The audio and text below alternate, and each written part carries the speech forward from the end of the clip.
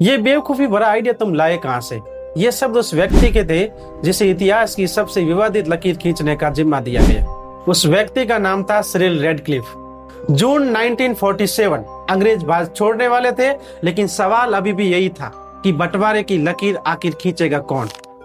Mountbatten, Nehru और जिन्ना तीनों ऐसा व्यक्ति चाहते थे जो निष्पक्ष हो।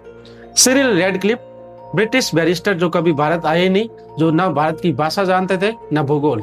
जब माउंटबेटन ने यह प्रस्ताव उसे दिया तो वो भड़क उठा। उसने कहा, न मैं जिन्ना से मिला हूं न नेहरू पटेल से, तो 5 हफ्तों में बंटवारा कैसे कर दूं? लेकिन माउंटबेटन अड़े रहे और आखिरकार रेडक्लिफ को उनकी बात माननी पड़ी। 8 जुलाई 1947 को रेडक्लिफ दिल्ली पहुंचता है।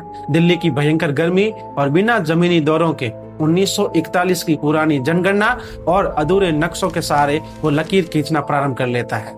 पसीने से तरबतर उसके हाथ से कागज चिपक जाते, कभी कभी फट जाते, और इस प्रकार तय हो रही थी करोड़ों लोगों की तकदीर। सबसे बड़ा झटका था लाहौर। रेडक्लिफ ने खुद कबूल किया कि लाहौर भारत को दे चुका था, फिर लगा पाकिस्तान के पास कोई बड़ा शहर नहीं होगा। दूसरी तरफ गुरदासपुर था। मुस्लिम लीग चाहती थी कि ये पाकिस्तान में मिले, लेकिन नेहरू पहले ही माउंटबेटन को समझा चुके थे। अगर गुरदासपुर पाकिस्तान में गया तो कश्मीर को जोड़ने वाली इकलौती सड़क बंद हो जाएगी। यही एक फैसला आगे चलकर कश्मीर की पूरी कहानी को बदल देने वाला था। 12 अगस्त को नक्शा तैयार हो चुका था और 15 अगस्त को जब भारत और पाकिस्तान आजाद हुए तो ये नक्शा सार्वजनिक हुआ ही नहीं। नक्शा आया 17 अगस्त को, आजादी के पूरे 48 घंटे बाद।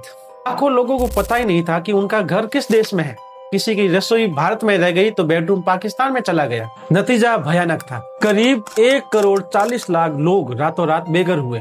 करीब 30 लाख लोग भूख, हिंसा और बीमारी से मारे गए और लगभग 1 लाख महिलाओं का उत्पीड़न और अपहरण हुआ। रेडक्लिफ बाद में खुद लिखते हैं कि मैं नहीं चाहता कि बाद में वो मुझे ढूंढे। एक व्यक्ति जिसने कभी भारत देखा ही नहीं, उसने खींच दी एक ऐसी लकीर जो आज भी 2 देशों को अलग करती है। ये थी रेडक्लिफ लाइन की कहानी जिसने इतिहास हमेशा के लिए बदल दिया।